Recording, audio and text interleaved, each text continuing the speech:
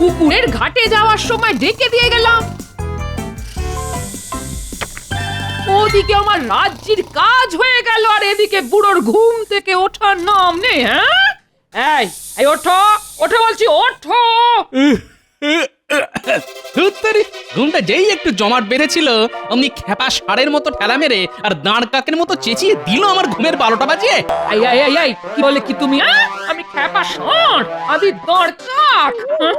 দাঁড়াও দাঁড়াও, দেখাচ্ছি তোমায়, দেখাচ্ছি। এই রে, সকালবেলাতেই দেবীর রণচণ্ডী খেতে গেছে। এই, ওরে বাপ রে বাপ! এই মোটা ভুঁড়ি নিয়ে ছুটে আর কত দূর যাবে? আজ তোমারই একদিন কি আমারই একদিন। তাহলে তাহলে তো এবার মক্ষম ভড়কিটা দিতে হয়। ওরে বাবা, বাবা, বুকের মধ্যে কি ধরফর করছে রে বাবা। ও বাবা, নিঃশ্বাস যে বন্ধ হয়ে আসছে। মাগো মাগো, প্রাণটা এক্ষুনি বুঝে বেরিয়ে গেল। কি গো, কি হলো তোমার? কেনে আমার দম যে বন্ধ হয়ে আসছে। শেষ সময় মুখে একটু জল দেবে। এমন কথা বলো না গো, আমি থাকতে কিচ্ছুটি হবে না তোমার, কিচ্ছু হবে না। তাহলে একটু জল। এই আমি এক্ষুনি ঘর থেকে জল নিয়ে আসছি গো, এক্ষুনি। কেমন এক কথাতে কাত হয়ে গেল। যাই, আমি এখন এই বুটিটা নিয়ে সামনের গাছের আড়ালে লুকিয়ে পড়ি।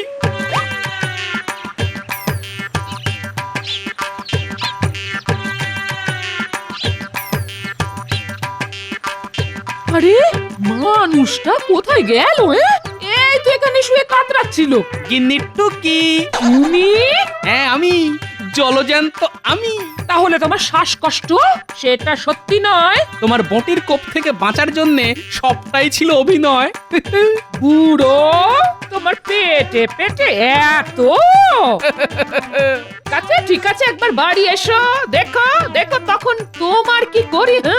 আহা, রাগ করছো কেন গিন্নি? তুমি আমায় কাটবে বলে বটি নিয়ে তাড়া করেছিলে, আর তোমার হাত থেকে বাঁচার জন্য আমি এই অভিনয়টা করেছিলাম। ব্যাস, সুদবোধ হয়ে গেল। চলো বাড়ি যাই।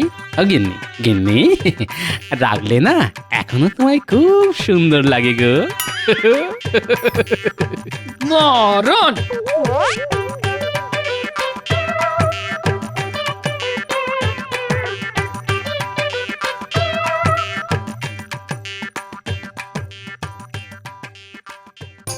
এখন বাজার থেকে বেশ বড় দেখে একটা গোটা রুই মাছ কিনে এনে গিন্নিকে ঠান্ডা করতে হবে, না হলে যে কপালে দুঃখ আছে। বাপরে বাপ, যা খেপে গেছে।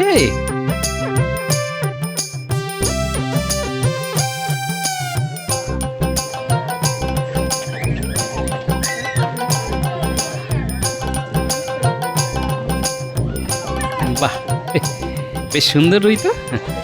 হ্যাঁ গো ভাই, ওই বড় রুই মাছটা কততে দেবে? মাছটা আমি নিচ্ছি। এই রে চিল। কই কই কোথায়?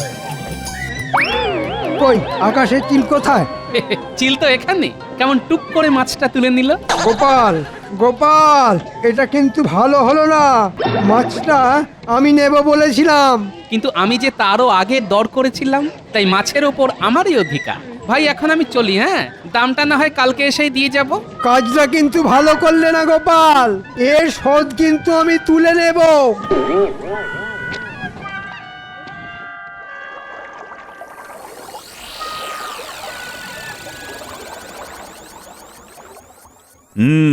সকলেই তো এসে গেছো দেখছি। এবার তাহলে সভা শুরু করা যাক। তার আগে আমার একটা নালিশ আছে মহারাজ। নালিশ? হ্যাঁ মহারাজ, নালিশ। কিন্তু কার বিরুদ্ধে? কার বিরুদ্ধে আবার? আপনার অতি প্রিয় আর আমার চিরশত্রু গোপালের বিরুদ্ধে। কেন কেন, কি করেছে আবার গোপাল? কি বলবো মহারাজ, আজ আমি আর গোপাল দুজনেই একই মাছওয়ালার কাছে মাছ কিনতে গিয়েছিলাম। আমি যেই রুই মাছটার দিকে হাত বাড়িয়েছি, অমনি গোপাল চেঁচিয়ে উঠে বলল, চিল। চিল? হ্যাঁ চিল। আর আমি যেই চিল দেখতে আকাশের দিকে তাকিয়েছি, অমনি গোপাল চিলের মতো ছোঁ মেরে ওই রুই মাছটা নিয়ে চলে গেল।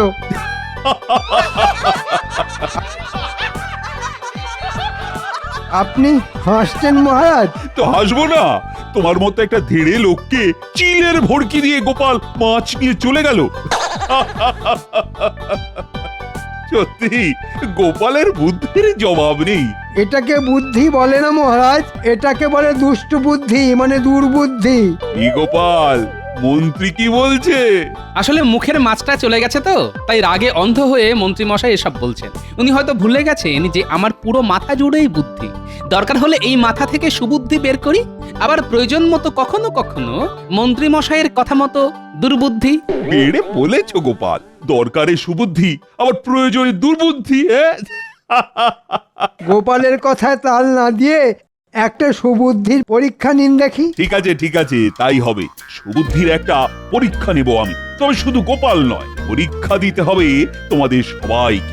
যে পরীক্ষায় সফল হবে তাকেই আমি বুদ্ধিমান বলে ধরে নেব। কি গোপাল, রাজি তো? আমি রাজি মহারাজ। কি মন্ত্রী, চুপ করে আছো কেন?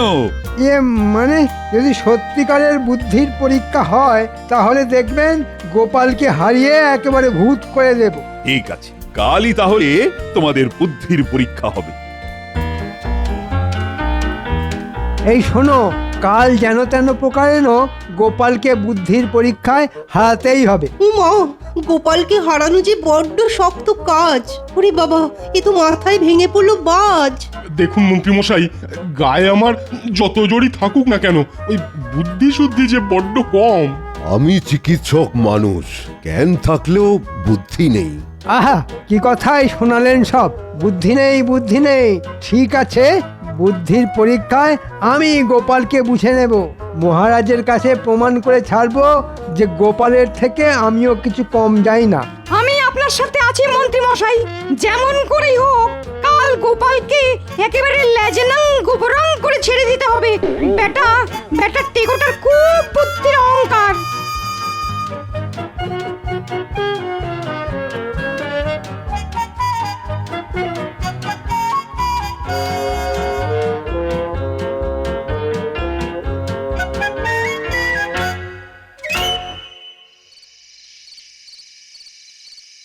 কি মহারাজ, কি শুনছি? কাল নাকি আপনি গোপালের বুদ্ধির পরীক্ষা নেবেন? শুধু গোপালের নয় রানী, পরীক্ষা নেব সকলের। দেখি কার বুদ্ধি সব থেকে বেশি। দেখবেন বুদ্ধির পরীক্ষায় গোপালই জিতবে। শুধু গোপাল গোপাল করো না তো রানী। কাল আমি এমন এক ধাঁধা দেব, তাতে গোপালও না বেকায়দায় পড়ে যায়। তাহলে তো কাল আমাকেও সেখানে উপস্থিত থাকতে হচ্ছে। ঠিক আছে, কাল চলে এসো রাজসভায়।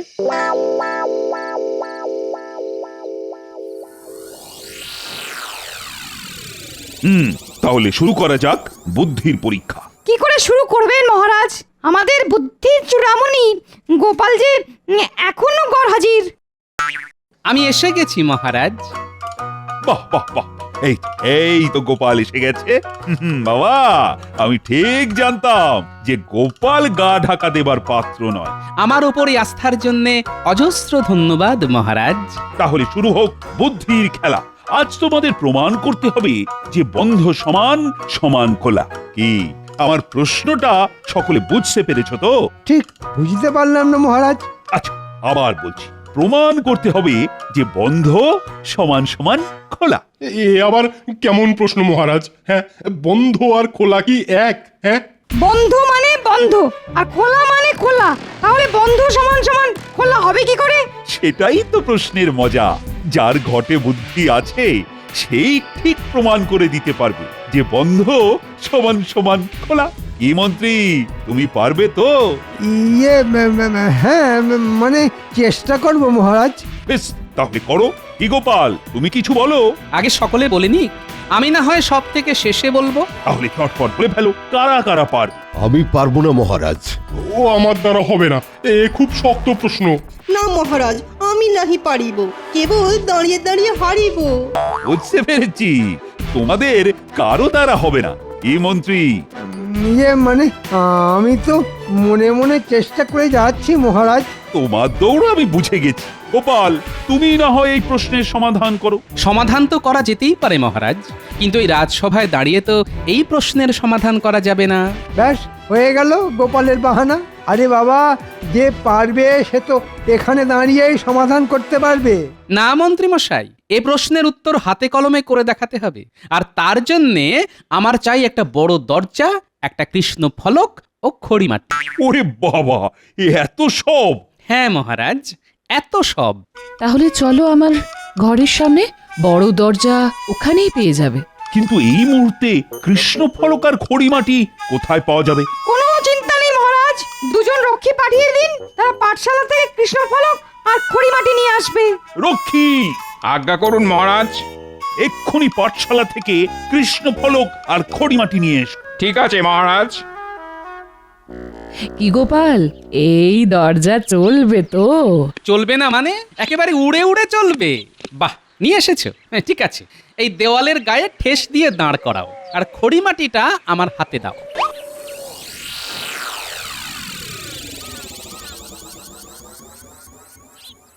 কি গো রাজপণ্ডিত, গোপাল কি করতে চাইছে কিছু কি বুঝতে পারলে? না মন্ত্রীমশাই, কিচ্ছু বুঝতে পারছি না। এবার এদিকে দেখুন সকলে, দরজার দুটো পাল্লাই বন্ধ থাকলে আমরা বন্ধ দরজা বলি, আর দুটো পাল্লা খোলা থাকলে কি বলি? খোলা দরজা।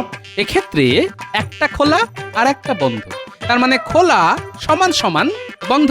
মহারাজ, গোপাল কথার জাল বুনে আপনাকে বোকা বানাতে চাইছে।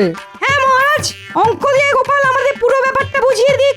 সে তো দেবই পণ্ডিত মশাই, আর তার জন্যই তো কৃষ্ণ ফলক আর খড়িমাটি আনিয়েছি। আ আ আ আ আ দেখুন, দরজার এখন যে অবস্থান আমি সেটাই অঙ্ক আর কথায় কৃষ্ণ ফলকে লিখলাম। কি কারো বুঝতে কোনো অসুবিধে আছে? না না, এতে আর বুঝতে অসুবিধে কোথায়? দরজার ডান পাল্লা খোলা আর বাম পাল্লা বন্ধ, সেটাই তো তুমি অঙ্ক আর কথায় লিখে দিয়েছো। এবার অঙ্কের নিয়মে বাম পক্ষ থেকে 1/2 আর ডান পক্ষ থেকে 1/2 বাদ দিয়ে দেব।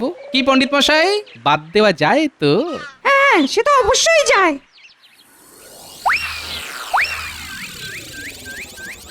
তাহলে এবার কি দাঁড়ালো? খোলা সমান সমান বন্ধ। বাহ বাহ বাহ, অঙ্কে কি মাথা! এই যে খুব সাবধান রাজপণ্ডিত, গোপাল পণ্ডিতি করতে শুরু করলে তো তোমার অন্ন খেয়ে নেবে দেখছি। সত্যি গোপালের বুদ্ধির কোনো তুলনা নেই, সত্যি। সবই আপনার আশীর্বাদ রানীমা। কি মন্ত্রী মশাই, দেখলেন তো? দরকার হলে এই মাথা থেকে সুবুদ্ধি বের করি, আবার প্রয়োজন মতো কখনো সখনো আপনার মতো দুর্বুদ্ধি। আচ্ছা গোপাল, তোমার এই যে বুদ্ধি, এটা কি জন্মগত নাকি এর জন্য চর্চা করেছো? পদের ধাড়ি মন্ত্রীকে পেঁচে ফেলবার জন্য এটা একটা মক্ষম সুযোগ। না না, ধ্যান করতে যাব কেন? ধ্যান করতে যাব কেন? তবে রোজ গোটা 25 করে কাঁচা লঙ্কা চিবিয়ে খাই। কাঁচা লঙ্কা চিবিয়ে খেলে বুদ্ধি বাড়ে বুঝি? আমি তো তার জলজান্ত প্রমাণ মন্ত্রী মশাই। তাহলে মন্ত্রী কাঁচা লঙ্কা চিবিয়ে খেয়ে দেখবে নাকি? তাতে যদি তোমার বুদ্ধি একটু হলেও বাড়ে। আমি অনেক কাঁচা লঙ্কা খাই মহারাজ। ঘোড়ার ডিম খান, খেলে আর বুদ্ধির খেলায় বারবার আমার কাছে হেরে যেতেন না। তাহলে হয়ে যাক কাঁচা লঙ্কা খাবার প্রতিযোগিতা। তবে যে সে কাঁচা লঙ্কা খেলে হবে না, খেতে হবে আমার শ্বশুর বাড়ির গাছের লঙ্কা। কি বলবো, যা ঝাল না! ঠিক আছে ঠিক আছে, আমাকে এই ঝালের ভয় দেখিও না। আনো আনো তোমার শ্বশুর বাড়ির কাঁচা লঙ্কা। আজ এতগুলো মানুষের সামনে দাঁড়িয়ে বলছি, তুমি যটা খাবে আমি তার থেকে একটা হলে বেশি খাবো। যাক, মন্ত্রী তাহলে আমার কলে মাথা গলিয়েছে।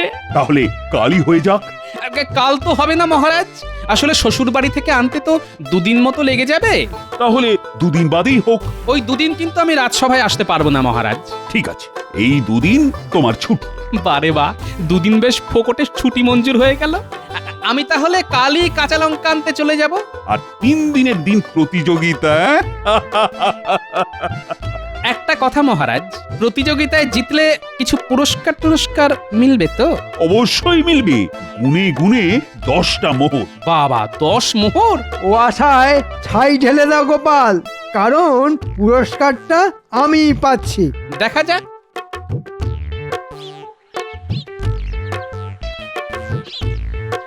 গিন্নি, বাজারের থলিটা ধরো।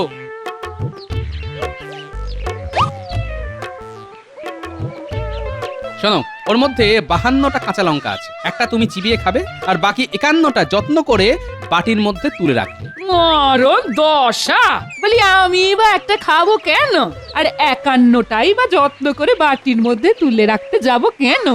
যা বলছি করো, করলে কানের দুল আর নাকের নাকছাবি গড়িয়ে দেবো। সোনার নাক ছবি আর দুল আমি এক্ষুনি করছি, এক্ষুনি। এই বাবারে বাবা, কি ঝাল গো! চলে গেল চলে গেল চলে গেল, চিপ থেকে রম্বদালু সাবধানে, চলে গেল চলে গেল চলে গেল। খানিকটা গুড় জল খেয়ে নাও গিন্নি, ঝাল মরে যাবে। কাল তাহলে যা জমবে না। কালই তো কাঁচা লঙ্কা খাওয়ার প্রতিযোগিতা। হ্যাঁ, আচ্ছা, গোপাল কি সত্যি সত্যি রোজ 25টা করে কাঁচা লঙ্কা চিবিয়ে খায়? হয়তো খায়। কিন্তু কোনো মানুষ কি 25টা করে কাঁচা লঙ্কা চিবিয়ে খেতে পারে? গোপাল যে কি পারে আর কি পারে না সে হিসেব আমি এখনো করে উঠতে পারিনি রানী। যাকে যাক, অনেক রাত হলো, এবার শুয়ে পড়ো।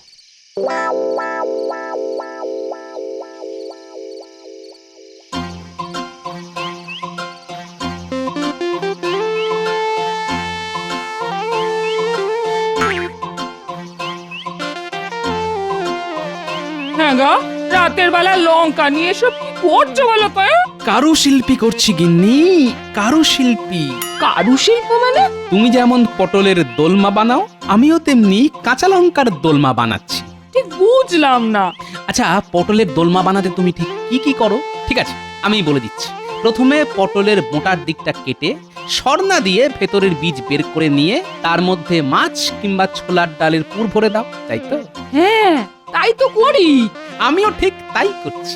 লঙ্কার ভেতর থেকে বীজ বের করে ঝোলা গুড়ের পুর ভরে দিচ্ছি। আর তুমি যেমন ময়দার আঠা দিয়ে পটলের কাটা মুখটা জুড়ে দাও, আমিও তেমনি চিটে গুড় দিয়ে লঙ্কার সাথে বোঁটা জুড়ে দিচ্ছি। যাও, বিরক্ত করো না তো, এখন আমায় 25টা লঙ্কার দোলমা বানাতে হবে। যাও যাও যাও। তাই মিষ্টি পটলে দোরমা দিয়ে কি হবে শুনি? কি খাবে? কেন, আমি খাবো। আর 10টা মোহর জিতে এনে তোমার কানের দুল আর নাকছাবি গড়িয়ে দেবো। আচ্ছা, 51টা লঙ্কার মধ্যে থেকে 25টা লঙ্কার দোরমা বানাচ্ছ নাকি? বাকিগুলো কি করবে? ওখানেই তো আসল মজা। যাও যাও যাও, আর কথা না বাড়িয়ে আমার কাজ করতে দাও।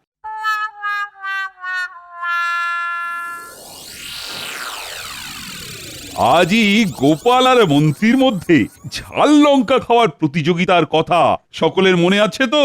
মনে আর থাকবে না মহারাজ, প্রতিযোগিতা দেখার জন্যে আমরা সকলেই হয়ে আছি হন্যে। কিন্তু গোপাল তো এখনো কাঁচা লঙ্কা নিয়ে এসেই পৌঁছলো না। আর গোপাল দেখো গে যাও, ও হয়তো এতক্ষণে পগার পার হয়ে গেছে। মানে অতি সোজা, গোপাল হয়তো কেটে পড়েছে। আরে বাবা, 25টা কাঁচা লঙ্কা খাওয়া অত সোজা নাকি? হ্যাঁ, তার উপর শুনেছি গোপাল নাকি একেবারে ঝাল খেতে পারে না। আরে বাবা, সকলেই কি আর আমি নাকি? হ্যাঁ, কিন্তু গোপাল না এলে প্রতিযোগিতা তো ভুন্ডুল হয়ে যাবে। সেটা তো আমিও চাই। ফাঁকা মাঠে জিতে গিয়ে 10-10টা মোহর এঁকে গুজে বাড়ি চলে যাব। প্রাতঃপ্রণাম মহারাজ। এই তো গোপাল এসে গেছে, তাহলে শুরু হোক প্রতিযোগিতা। এই নিন মন্ত্রী মশাই আপনার লঙ্কা।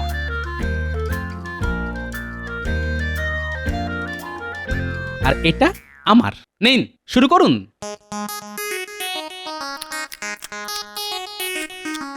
হ্যাঁ, ওরে বাবা, গোপাল তো কজমজ করে চিবিয়ে খাচ্ছে। উম, উম, উম, উম, উম। হ্যাঁ, আহ, গোপাল তো এবার 2টো লঙ্কা একসাথে চিবিয়ে খেলো। কি মন্ত্রী মশাই, শুধু দেখলেই হবে, খেতে হবে না? আরে খান খান। হ্যাঁ মন্ত্রী, খাও খাও, খেয়ে একেবারে দেখিয়ে দাও তো। হ্যাঁ হ্যাঁ হ্যাঁ হ্যাঁ হ্যাঁ, খাবোই তো। গোপালের থেকে একটা হলেও বেশি খেয়ে আমি আমার কথা রাখবো। ওরে বাবা রে, ওরে মরে যাবো রে।